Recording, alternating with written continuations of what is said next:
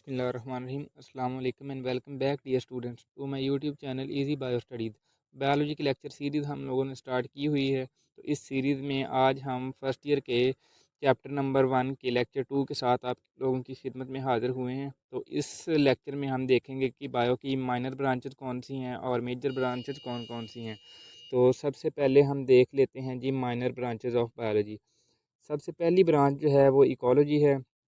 Word eco जो है इसका मतलब होता है जी इन्वायरमेंट। तो इसमें क्या है जी the study of interrelationships of living organism with their environment, यानी लिविंग ऑर्गेनिज्म का जो अपने माहौल के साथ एक म्यूचुअल रिलेशनशिप है ना, वो जी इकोलॉजी में स्टडी होगा। म्यूचुअल रिलेशनशिप कैसे? अब लिविंग ऑर्गेनिज्म जो हैं वो कुछ बेनिफिट्स इन्वायरमेंट से हासिल कर रहे हैं और बदले में जो है वो इन्वायरमेंट को नुकसान पहुंचा रहे हैं, तो ये इकोलॉजी है।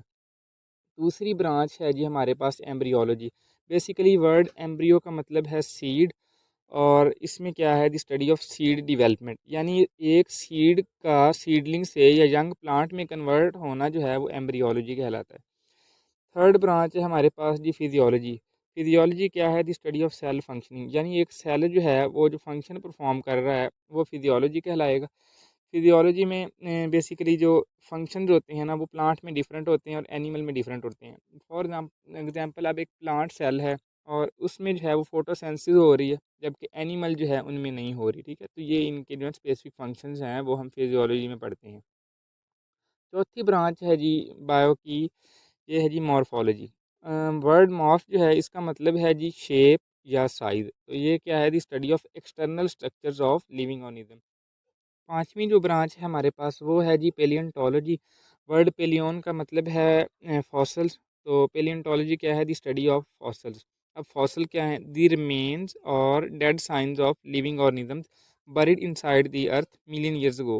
यानी फॉसल जो हैं वो ज़िंदा जानवरों के या प्लांट के बाकियात हैं जो कि लाखों साल पहले ज़मीन के अंदर धंसे हुए थे। अब पेलियंटोलॉजी जो है इसकी दो मेन ब्रांचेस हैं, पेलियोबॉटनी है और पेलियोजोलॉजी है। पेलियोबॉटनी क्या है? The study of plant fossils, यानी हम सिर्फ इसमें प्लांट के फॉसिल को ही देखेंगे। जबकि पेलियोजोलॉजी क्या है?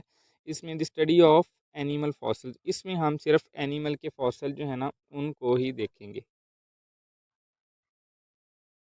सिक्स ब्रांच है जी हमारे पास हिस्टोलॉजी। वर्ड हिस्ट का मतलब है जी टिश्यूज़। अब टिश्यूज़ क्या हैं जी? Group of similar cells that perform same function. तो हिस्टोलॉजी है जी माइक्रोस्कोपिक स्टडी ऑफ टिश्यूज़, यानी टिश्यूज़ को माइक्रोस्कोप के अंदर रख के जो स्टडी किया जाएगा वो हिस्टोलॉजी कहलाएगी। सातवीं ब्रांच है जी हमारे पास एवोल्यूशन। एवोल्यूशन का मतलब है जी इवॉल्व होना, gradual changes in living organism with the passage of time, यानी वक्त गुजरने के साथ साथ लिविंग ऑर्गेनिज्म में जो तब्दीलियाँ आ रही हैं वो एवोल्यूशन कहलाएगी। अब इसकी हम एक एग्जांपल लेते हैं। एक साइंटिस्ट था लिमार्क, उसने एक थ्योरी पेश की थी जिसमें एग्जांपल दी थी कि जिराफ जो हैं उनकी नेक पहले छोटी हुआ करती थी, लेकिन जैसे जैसे उन्होंने दरख्तों से पत्ते वगैरह खाने के लिए अपनी नेक को स्ट्रेच किया ना, तो वैसे वैसे उनकी नेक जो है वो बढ़ती गई। अगरचे ये थ्योरी उसकी जो है वो गलत साबित होगी थी उस वक़्त, लेकिन हम इसको यहाँ पे एग्जांपल के तौर पे कोट कर सकते हैं। आठवीं ब्रांच है जी हमारे पास जेनेटिक्स। इसमें क्या है? The study of genes and their role in inheritance, यानी जीन्स जो हैं उनका इनहेरिटेंस में जो किरदार है वो जेनेटिक्स कहलाएगा। अब जीन्स क्या चीज़ हैं जी? The basic unit of inheritance, यानी विरासत की इकाई जो है वो जीन्स हैं। खसूसियात जो हैं वो जीन्स में पाई जाती हैं। ठीक है, इनहेरिटेंस क्या है? The characteristics that are transmitted from parents to offspring, यानी ऐसी खसूसियात जो पेरेंट्स से बच्चों में मुंतकिल होंगी वो इनहेरिटेंस या विरासत कहलाएंगी। नौवीं ब्रांच है जी हमारे पास जू जियोग्राफी। बेसिकली ये तीन जो है ना वो टर्म्स मिली हुई हैं इसमें। Zoo mean animal, geo mean earth and graph mean नक्शा साजी या नक्शा खींचना। तो इसमें क्या है जी? The study of distribution of animals in different geographical regions of the world, यानी जो एनिमल्स हैं वो दुनिया के मुख्तलिफ हिस्सों में जो उनकी डिस्ट्रीब्यूशन है, उनकी तकसीम है, वो जू जियोग्राफी कहलाएगी। यानी स्पेसिफिक रीजन के लिहाज से स्पेसिफिक एनिमल जो हैं वो उस रीजन में पाए जाएंगे। फॉर एग्ज़ाम्पल अब जो ठंडे इलाके हैं या बर्फ़ानी इलाके हैं तो उनमें जो है वो बर्फ़ानी रीछ वगैरह जो है ना वो पाए जाते हैं। लास्ट ब्रांच है जी हमारे पास एनाटमी। तो एना मीन होता है जी इंटरनल एंड टॉम मीन होता है कट। ये क्या है जी? Study of internal structures of living organism, यानी इसमें हम जो है ना लिविंग ऑर्गेनिज्म की डाइसेक्शन करते हैं और उनके जो इंटरनल ऑर्गन होते हैं ना उनकी स्टडी करते हैं। माइनर ब्रांचेज को हम कवर कर चुके हैं। अब हम देख लेते हैं जिस हम मेजर ब्रांचेज ऑफ बायोलॉजी या मेन ब्रांचेज हैं वो बायोलॉजी की कौन कौन सी हैं। तो पहली ब्रांच है जी हमारे पास मॉलिक्यूलर बायोलॉजी। मॉलिक्यूलर बायोलॉजी क्या है? The study of structures of living organisms, their cells and organelles at molecular level. Molecule जो होते हैं या ये बेसिकली स्मॉल यूनिट्स होते हैं जिनसे ऑर्गेनिज्म या एलिमेंट बनते हैं। तो हम एक स्मॉल यूनिट पे जो लिविंग ऑर्गेनिज्म की या उनके सेल्स की या ऑर्गेनल्स की जो स्टडी है वो मॉलिक्यूलर बायोलॉजी में पढ़ते हैं। सेकंड ब्रांच है जी हमारे पास इन्वायरमेंटल बायोलॉजी। इसमें क्या है? The study of interaction between living organism and their organic and inorganic environment. यानी लिविंग ऑर्गेनिज्म का अपने ऑर्गेनिक और इनऑर्गेनिक माहौल के साथ जो ताल्लुक है उसको कहते हैं इन्वायरमेंटल बायोलॉजी। इसमें बेसिकली लिविंग ऑर्गेनिज्म जो है अपनी इन्वायरमेंट को जो है ना वो हार्म पहुंचा रहे होते हैं। इन्वायरमेंटल इश्यूज जो हैं जैसे पोल्यूशन हो गया, ग्लोबल वार्मिंग वगैरह, वो टॉपिक्स हम इसमें पढ़ते हैं। थर्ड ब्रांच है जी माइक्रोबायोलॉजी। नाम से ही ज़ाहिर हो रहा है, micro mean small, biology mean life. पहले भी हम पढ़ चुके हैं। तो ये क्या है जी? The study of microorganism. Microorganism की जो ओवरऑल स्टडी है ना वो माइक्रोबायोलॉजी में होगी। अब ओवरऑल में क्या है? उनका mode of reproduction, mode of nutrition वगैरह। माइक्रो ऑर्गेनिज्म की एग्जांपल बैक्टीरिया, ब्रांच है जी हमारे पास फ्रेश वाटर बायोलॉजी। अब इधर फ्रेश वाटर को आप नेस्ले वाला जो है ना पानी ना समझ लीजिएगा। तो इसमें क्या है? The study of life in fresh water bodies. Fresh water bodies कौन कौन सी हैं? रिवर्स, कैनाल्स और लेक्स। यानी फ्रेश वाटर बॉडीज़ में जो हम जितनी भी ज़िंदगी होगी, जो जितने भी लिविंग ऑर्गेनिजम्स होंगे, उनकी ओवरऑल स्टडी जो है ना वो फ्रेश वाटर बायोलॉजी कहलाएगी। फ्रेश वाटर इसको इसलिए कहा गया है क्योंकि इसमें साल्ट की कंसनट्रेशन जो है वो काफ़ी कम है। पांचवी ब्रांच हमारे पास है जी मैरीन बायोलॉजी।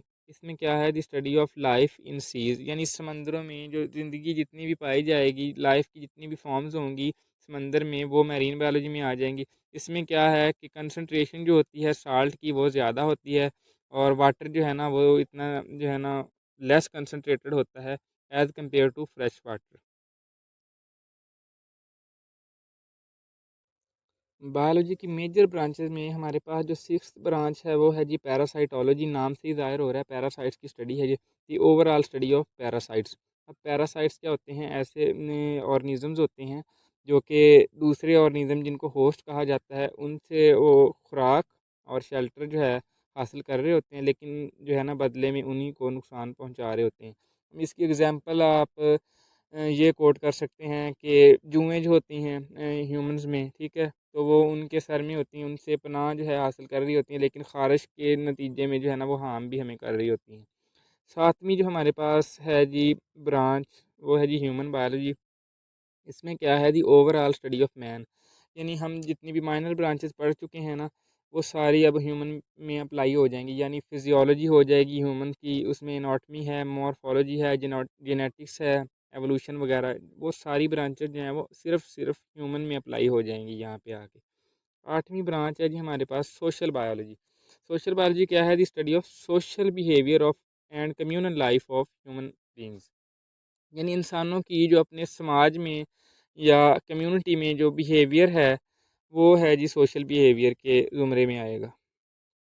नौवीं ब्रांच है जी हमारे पास बायोटेक्नोलॉजी। बेसिकली ये दो जो है ना टर्म्स का कम्बिनेशन है। Bio mean life and technology mean technology. ये क्या है? The use of living organism for the betterment of mankind. यानी लिविंग ऑर्गेनिज्म को इंसानी भलाई के लिए जो है ना यूज़ किया जा रहा है। एग्जाम्पल इसकी हैं जी इंसुलिन, जो कि बैक्टीरिया से हासिल की जा रही है। वो बैक्टीरिया एक लिविंग ऑर्गेनिज्म है और उनसे जो एक यूज़फुल प्रोडक्ट बनाया गया है वो इंसुलिन है। इसके बाद है जी एक और एग्जांपल पेनिसिलिन है, और ये जो है एंटीबायोटिक होती है और ये हासिल की गई है फंगस से जो कि खुद एक लिविंग ऑर्गेनिज्म है।